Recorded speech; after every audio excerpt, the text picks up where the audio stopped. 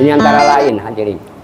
Maka insya Allah, nah caranya hadirin supaya imannya yang belum kuat itu dan juga belum kukuh, belum kokoh, belum kokoh imannya, bagaimana caranya? Kita hendaknya senantiasa bersyukur kepada Allah atas nikmat-nikmat yang telah diberikan oleh Allah kepada kita. Dan juga di samping yang namanya bersyukur, menggunakan nikmat yang diberikan oleh Allah hadirin.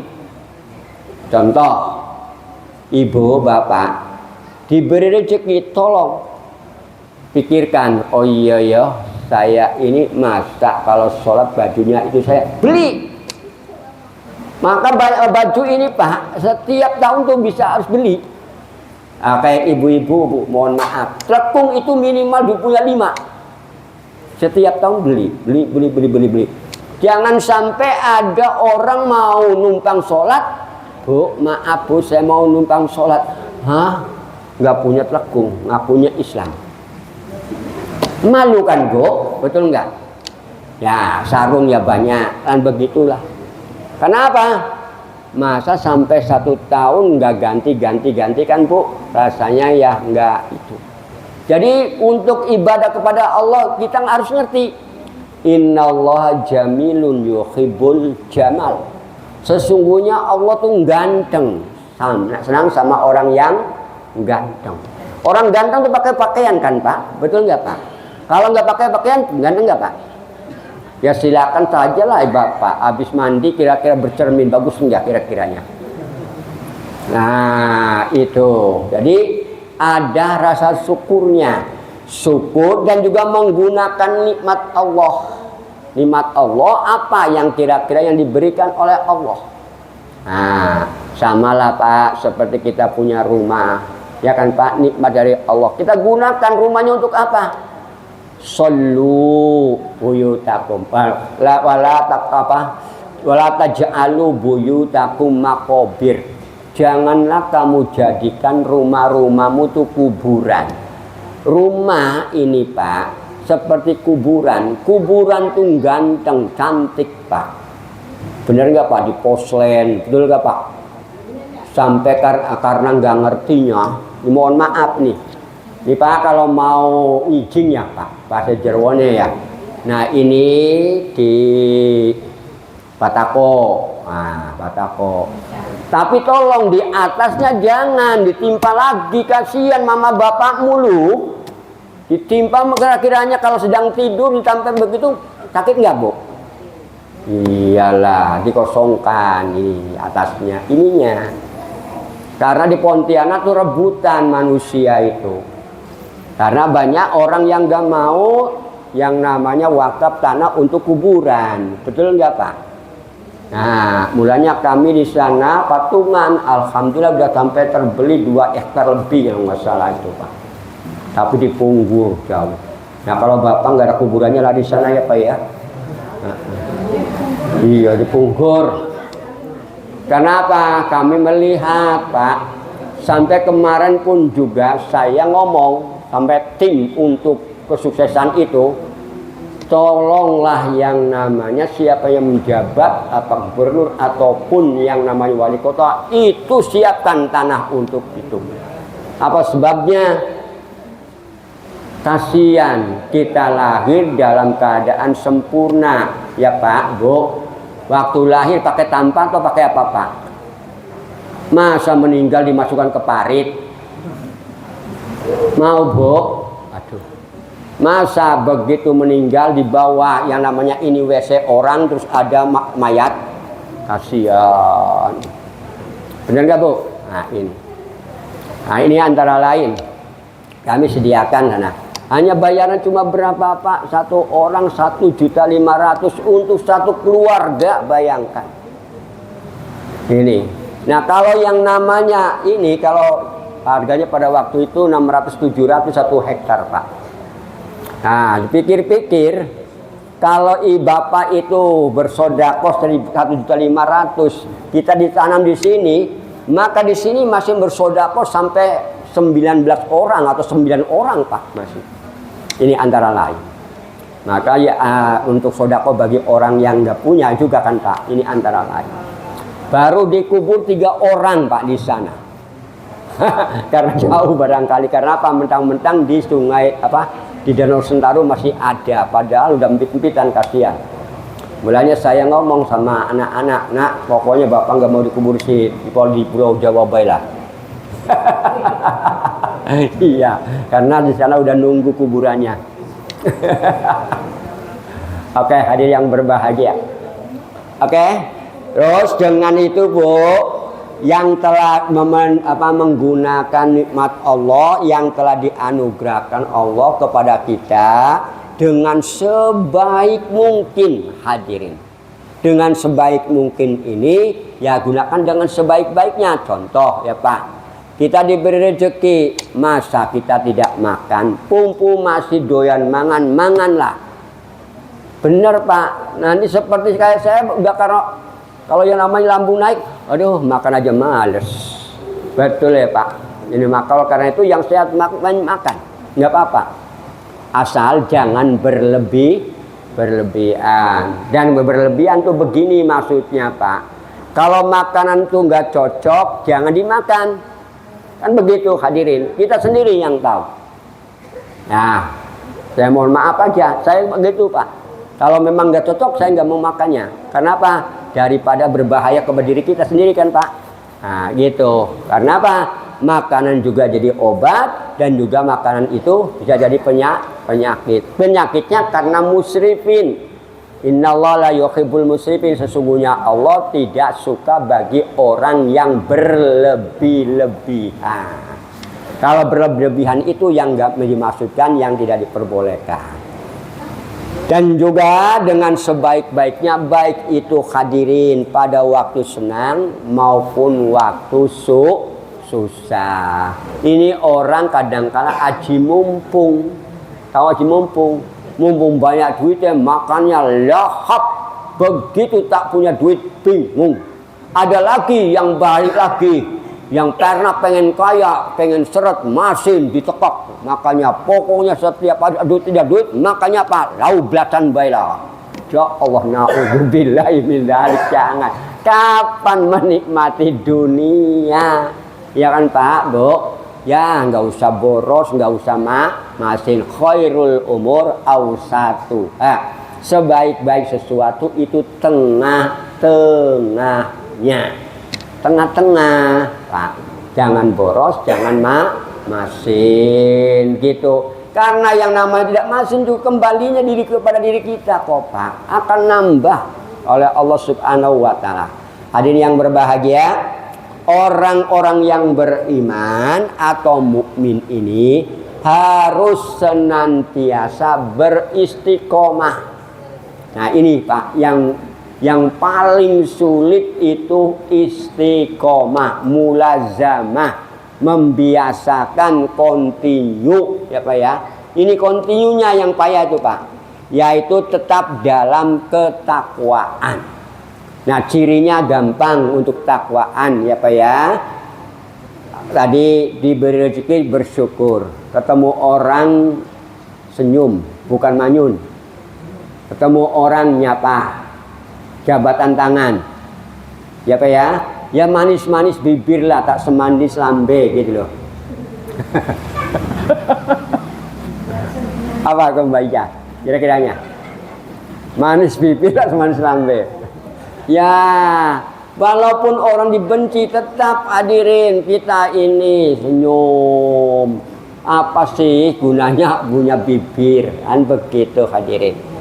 Ya ini jadi tetap dalam ketakwaan, dalam menjalankan apa yang sudah disuruh oleh Allah Subhanahu wa taala, apa yang diperintahkan oleh Allah Subhanahu wa taala kita terima, kita kerjakan dan meninggalkan apa yang dilarang oleh Allah. Itu takwa hadirin. Yang diperintahkan oleh Allah ya jelaslah 5 waktu jangan ditinggalkan. Syukur-syukur kita ini hadirin umur tinggal beberapa jengkal lagi. Kira-kira Bu Fitri berapa jengkal lagi? Loh, saya ngitung jengkal loh Pak. Saya kalau membaca tuh udah tanda-tanda mati tuh saya kadang-kadang ngelamun. Iya. Soalnya begini Bu. Ini yang saya membuktikan dan meneliti kalau orang ngomong dewek nggak ada koncone ngomong dewek. Nah ini udah. Bukan gemblung, bukan. Bukan gila, tanda-tanda. Yang nggak tahu tanda-tandanya. Nah kalau orang gila begini, ini tanda-tandanya. Kalau orang satu hari satu malam tidak senyum, tidak ngomong, itu ada tanda-tanda. Tanda innalillah, tanda-tanda begini. Tuh, itu. Iya, ini saya kadang-kadang berpikir, satu ya Bu. Terus ya lagi, ngomong tidak ada awal, tidak ada akhir. Bahaya lagi tuh Bu. Yang paling hebat itu orang ngomong dengan almarhum almarhumah. Saya kadang-kadang mikir begini Pak, kok mimpi kok ketemu dengan orang yang meninggal terus tuh saya. Oh tanda. Enggak, karena didoain terus Bu. Jadi rupanya didoain, ada yang tidak didoain. Alhamdulillah ketemu dengan ibu, dengan bude, dengan apa tuh.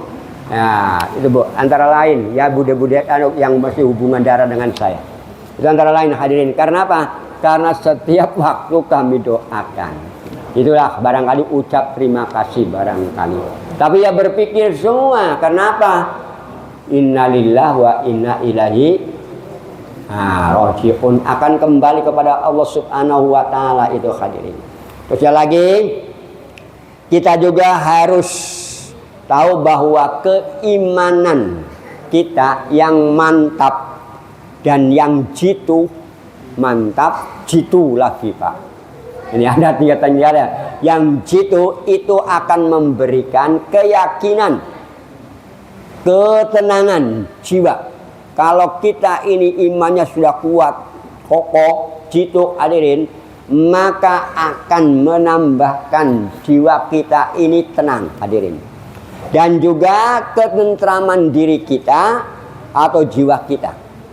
Bisanya kita ini hadirin selalu gelisah, selalu meronta-ronta karena keimanan ini tidak kuat hadirin, tidak kokoh. Mulanya kalau imannya kokoh, tenang hadirin. Ya bahasanya mangan orang mangan yang ngumpul. Iya Bu ya. Begitu gak Bu? Iya. Soalnya apa? Kalau dengan makan tidak kumpul itu hadirin, makan kalau kumpul bersama-sama nikmat rupanya. Tapi kalau makan sendirian nggak enak. Itu ada manfaatnya. Rupanya ada keberkahan. Bahkan sampai Nabi Ibrahim kalau mau makan tuh hadirin, sampai mencari orang yang menemani makan sampai 1 kilo Pak. Kalau nggak ketemu orang, pokoknya ingin makan bersama. Itu antara lain. Kalau makan demikian, alhamdulillah ada nikmat. Rupanya apa? Ada keberkahan. Keberkahannya ya itu boleh jadi orang yang menemani makan itu lahap enak. Jadi kita bawa. Ini antara lain hadirin yang bahagia. Itu adalah kenikmatan yang diberikan oleh Allah Subhanahu wa taala. Hadirin yang berbahagia, nah kita juga perlu merenungkan hadirin bahwa peradaban di zaman apapun selalu menjadikan alam dunia ini hadirin sebagai mitra. Tapi sayangnya jangan ikuti ya Pak, seperti orang luar negeri ini. Orang luar negeri ini istilahnya mengakunya modern padahal bukan modern. Padahal ini untuk sebagai barometer bagi kita ataupun ukuran kita bahwa sebagai mitra dunia ini hadirin Bahkan sebagian masyarakat ada yang menyembah, zaman dahulu nih Pak, ada yang menyembah dewa, ada yang menyembah alam sekitarnya. Kenapa? Mereka yakin bahwa alam ini adalah bisa menolong dirinya. Padahal menurut akidah Islam, menuhankan alam itu adalah perbuatan yang salah, yang keliru. Bahwa ini saya ini bisa bahagia gara-gara ini disembah-sembah, jadinya begitu. Nah sekarang mulanya hadirin, contoh yang mudah. Kaumnya Nabi Nuh. Kaumnya Nabi Nuh ini hadirin, Nabi Nuh pada waktu menyampaikan amanat Allah Subhanahu wa ta'ala kepada umatnya itu gagal. Hanya dapat satu kapal saja, termasuk istrinya tidak bisa ikut dengan beliau dan anaknya pun tidak bisa mengikut dengan beliau. Ini masanya. Nah penggalan tentang kisahnya hadirin, potongan daripada kisahnya yang mengerikan luar biasa, terutama ketika Allah Subhanahu wa ta'ala membinasakan orang-orang kafir atau orang-orang yang ingkar kepada Allah melalui alam yang sangat ganas. Alamnya sangat ganas. Langit menumpahkan bermiliar-miliar kubik. Nah, kalau kubiknya dia ke miliar aja Pak ya. Bermiliar-miliar kubik air deras dan sangat deras. Bahkan ini Pak, bahkan air juga memuncrat. Muncrat tuh Pak, gini. Hebat dari dalam tanah. Padahal daerah sana kan kering Pak. Tapi karena makhluk pada zaman Nabi Nuh itu umatnya ini tidak mau iman kepada Allah dengan yang dibawa oleh Nabi Nuh, sampai anak istrinya pun hadirin, istrinya aja dicontohkan di dalam Al-Quran, doroballahu masalan, disebutkan orang yang bertakwa tapi di dalamnya adalah orang yang tidak iman kepadanya, yaitu termasuk istrinya itu. Nabi Lut juga begitu, Nabi Nuh itu. Maka hadirin, melalui alam yang sangat ganas, langit menumpahkan bermiliar-miliar air deras dan sangat deras. Bahkan air juga memuncrat hebat dari dalam tanah. Tidak hanya itu hadirin, bahkan disertai dengan angin topan. Angin topan hadirin yang kencang, tiba-tiba bumi berubah. Yang tadinya jadi gunung hadirin menjadi hamparan samudra yang luas. Nah, segalanya begitu mencekam. Bayangkan dihujanin sampai kurang lebih 40 hari berturut-turut. Yang namanya tadinya gunung padang pasir dan gunung tinggi menjadi yang namanya samudra. Nah di tengah gelombang yang bergulung-gulung hadirin, karena bermiliar-miliar kubik adik setinggi gunung, bahtera Nabi Nuh itu berlayar jalan. Padahal dulunya dibuat di atas gunung hadirin.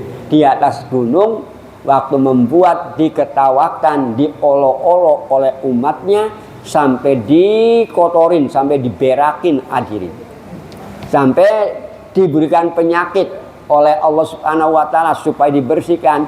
Masih juga belum sadar, maka diberikan oleh Allah bencana yang cukup dahsyat itu sendiri, dengan angin topan, dengan hujan, dengan yang namanya air muncrat begitu hadirin. Dan terusnya yang namanya bahteranya Nabi Nuh itu berjalan hadirin.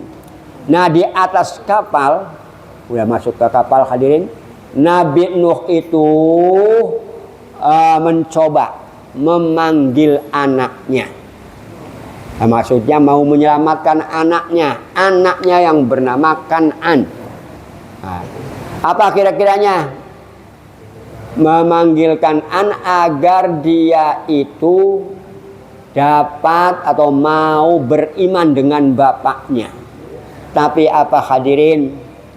Rupanya anaknya Nabi Nuh itu tidak mau. Bahkan dia itu ikut dengan yang namanya orang-orang yang tidak iman dengan Nabi Nuh. Tidak mau untuk naik kapal yang dinaikin oleh Nabi Nuh.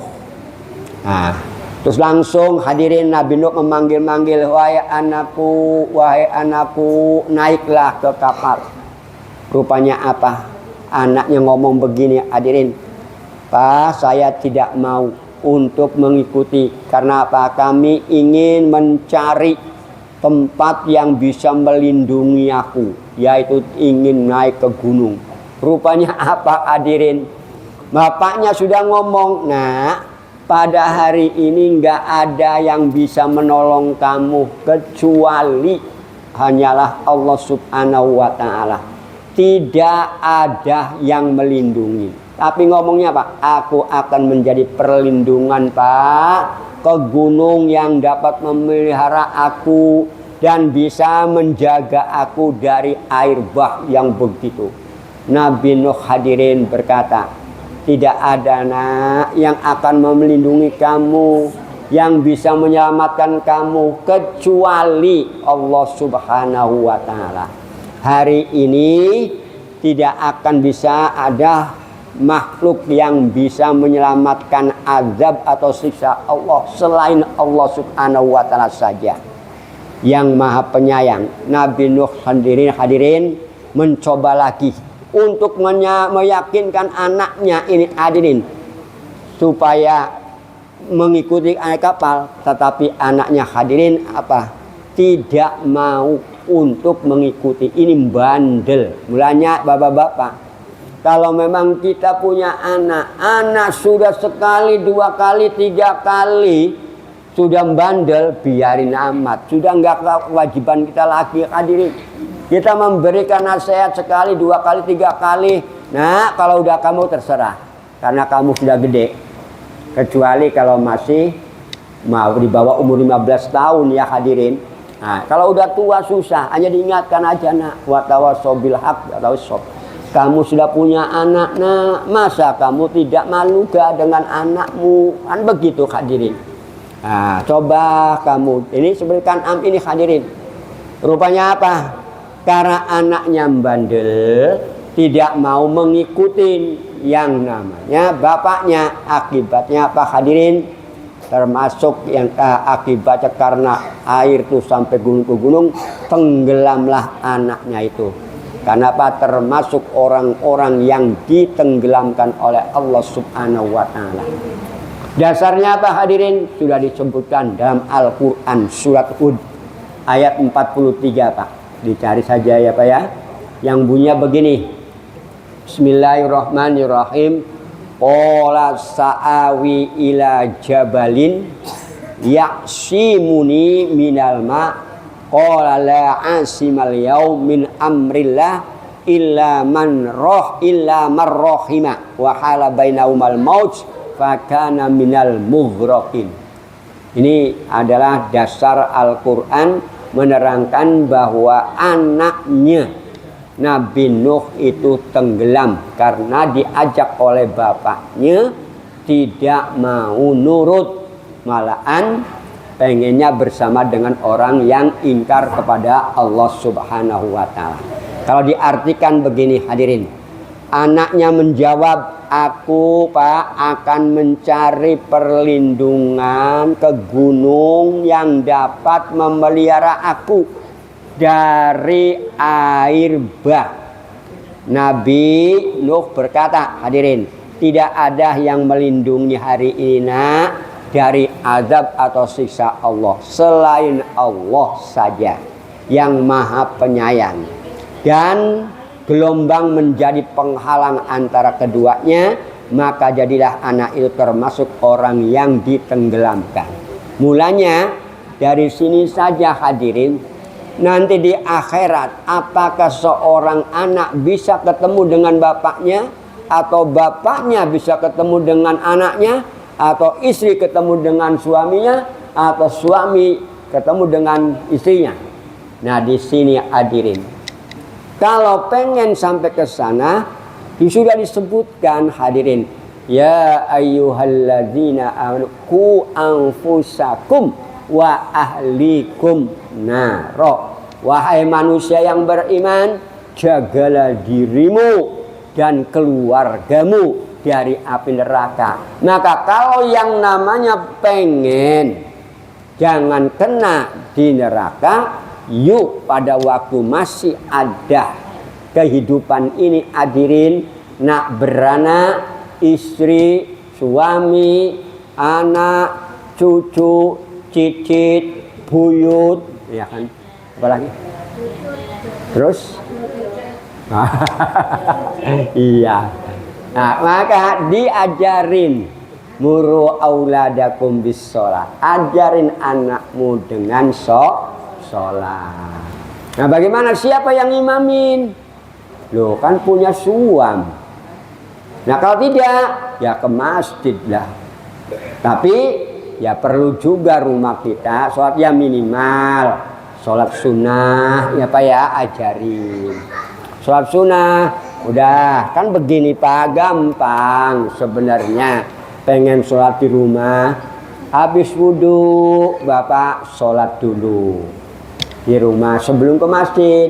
Usolli sunnatal wudhu rok'ataini mustaqbilal kiblati lillahi ta'ala. Sengaja saya mengerjakan sholat sunnah wudhu 2 rakaat menghadap kiblat karena Allah Ta'ala. Habis itu sholat apa lagi? Sholat sunnah mutlak. Bebas usolli sunnatal mutlak. Mutlak itu bebas. Kecuali waktu yang gak dibolehkan sholat tuh hadirin, yaitu ketika matahari baru nongol. Bukan suruk ya Pak ya, baru nongol. Terus lagi waktu matahari 5 menit mau tenggelam, itu nggak boleh.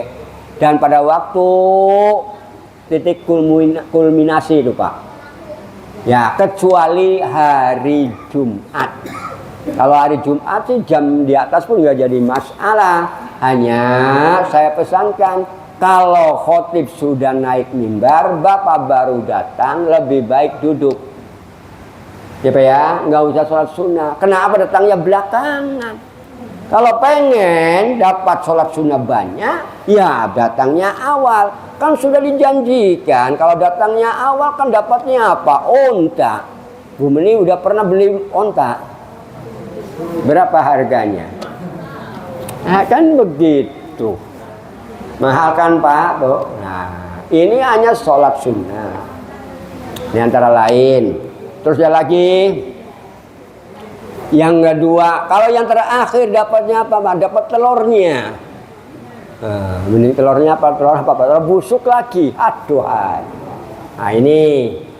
Tapi kalau udah yang namanya khotib sudah naik mimbar, kenapa hadirin? Kalau sudah naik mimbar kan khotib, apalagi sudah mulai alhamdulillah. Ini Pak, itu seolah-olah menggantikan 2 rakaat itu hadirin. Mulanya pada waktu khotib naik mimbar, jamaah tidak boleh mengusik, tidak boleh ngobrol, tidak boleh ngantuk. Ini di depan ngantuk. Ya, ini pengalaman Pak Haji Solihin. Saya waktu nggak sholat di sana, Al-Ikhlas kota sana. Kan gini. Apa? Ikhlas sana.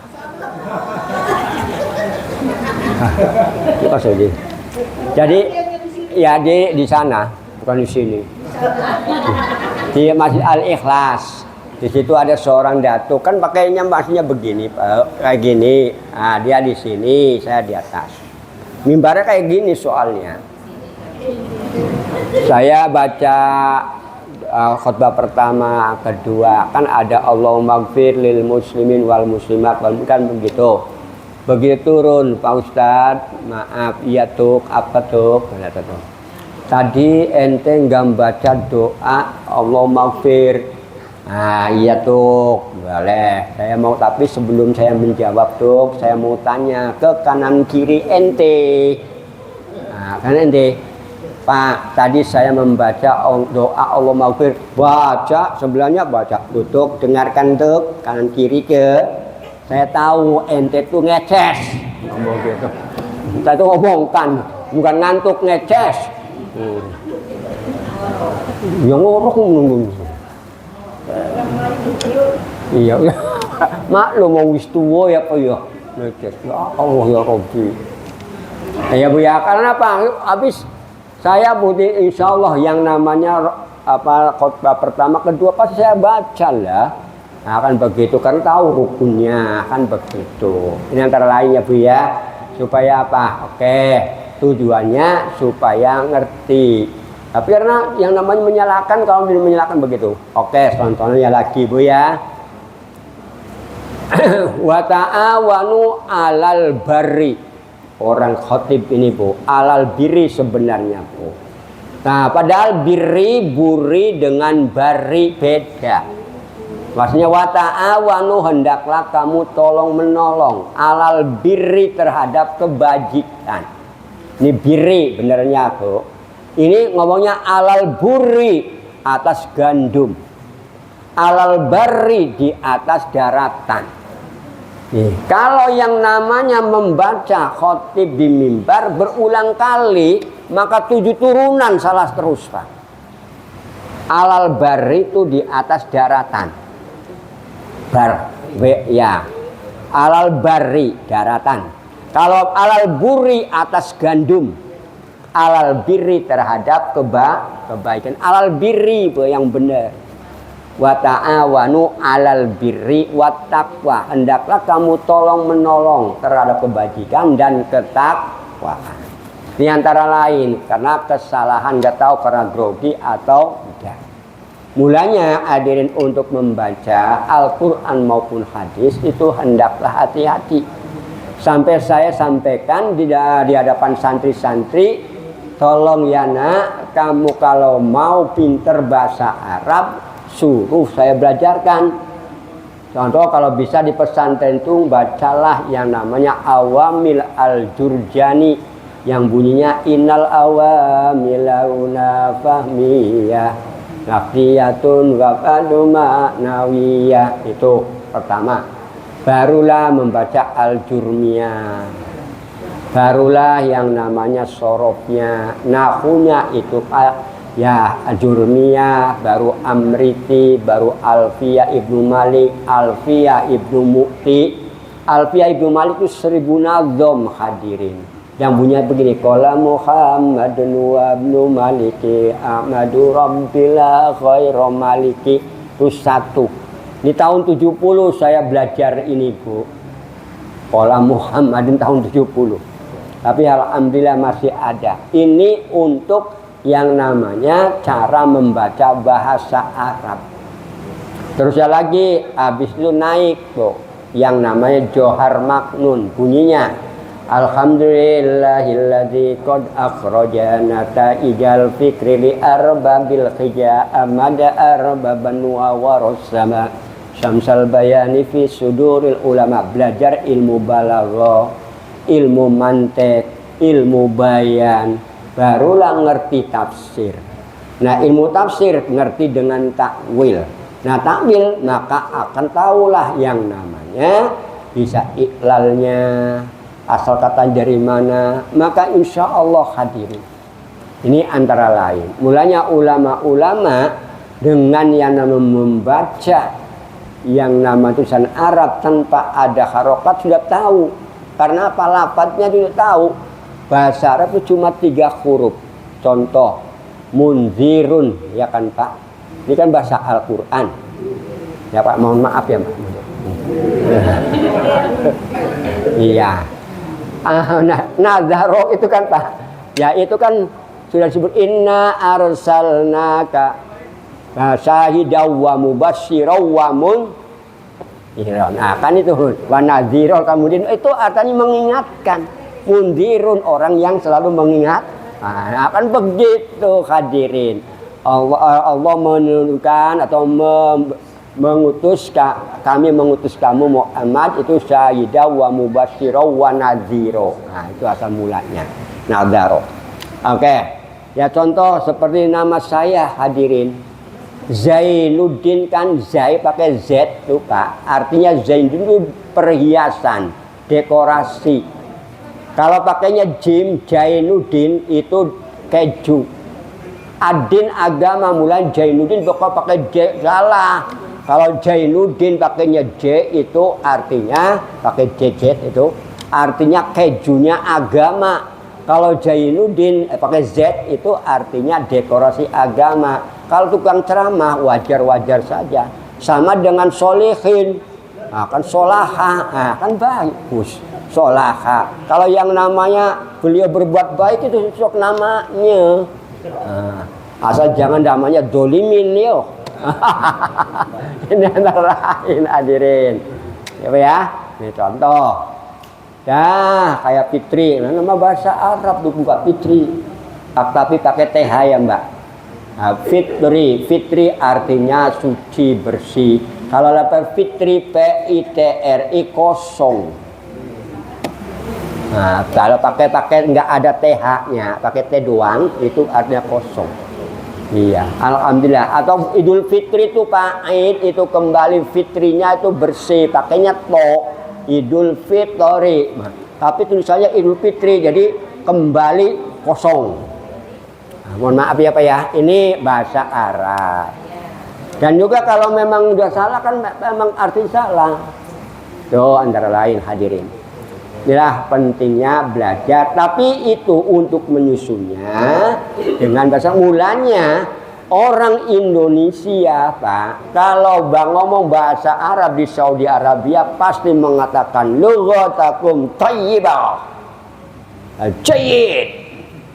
Iya, bahkan sampai antum profesor. Naam, kamu profesor yo. Karena Pak bahasa Arabnya bagus orang Indonesia. Kalau sana ngomongnya apa Bu? Ana uridu an atagawud, saya ingin berak. Ngomongnya saya tagawud, saya berak. Padahal ana uridu an atagawud gitu. Kalau yang namanya ana uridu an akulil aruz, isbakulil aruz. Itu bahasa kampungannya kan begitu loh Pak. Prokem. Nah, ini. Jadi bahasanya orang Indonesia bagus. Tapi pinter mereka tuh. Mulai coba kalau memang pengen melatih bahasa Arab di Saudi Arabia ataupun kalau pengen belajar bahasa itu ya di kampung itu sendiri. Kalau ibu ke Belanda, insya Allah bisa bahasa Belanda, tapi jangan di Suriname. Ngomongnya pakai bahasa Jawa ngopo-ngopo kue. Orang Kebumen soalnya kinang kono. Iya, sama dengan bahasa Malaysia. Nah, kalau yang namanya ibu datang ke Malaysia, ngumpul ke orang Jawa yang ngomong bahasa Jawa lah. Orang bisa bahasa Inggris jadi ini. Nah, gitu ya Pak ya. Nah, mulanya konsekuensinya begitu. Maka itu saja ya Bu ya. Jadi kita kalau pengen senantiasa diangkat derajatnya oleh Allah hadirin, kuat yang namanya keimanannya, pokok ini takorub dengan Allah yang dengan baik, dan juga kita harus tahan uji, tahan yang diuji oleh Allah Subhanahu wa Ta'ala. Jangan banyak mengeluh. Kalau banyak mengeluh hadirin, tandanya itu tidak ngerti kunci kebahagiaan ya Pak ya. Karena apa? Karena semuanya hidup itu memang ada sandiwaranya Pak, ada min plusnya, ada bahagia, ada sengsara, ada bahagia, sengsara. Yang namanya kesengsaraan belum tentu seperti Nabi Ayub hadirin, dan belum tentu seperti Nabi Yusuf, dan belum tentu kesengsaraan seperti Nabi Yunus, dan seperti Nabi Nuh, seperti Nabi Lut hadirin, dan seperti Nabi Muhammad. Nabi Muhammad bayangkan di Gua Hiro, di Gua Sur. Bapak kalau sampai ke sana bisa nggak naik ke Gunung Jabal Nur? Nah, kayak gitu perjalnya. Ya kalau yang gedut-gedut sih susah lah. Bener. Iya. Kalau yang krempeng-krempeng seperti saya bisa.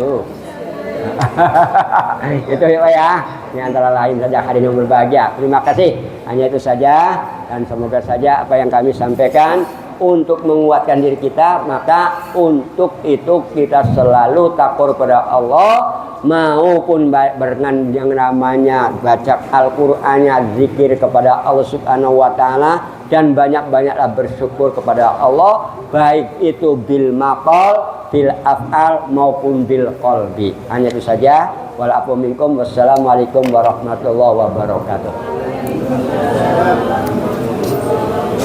Aduh.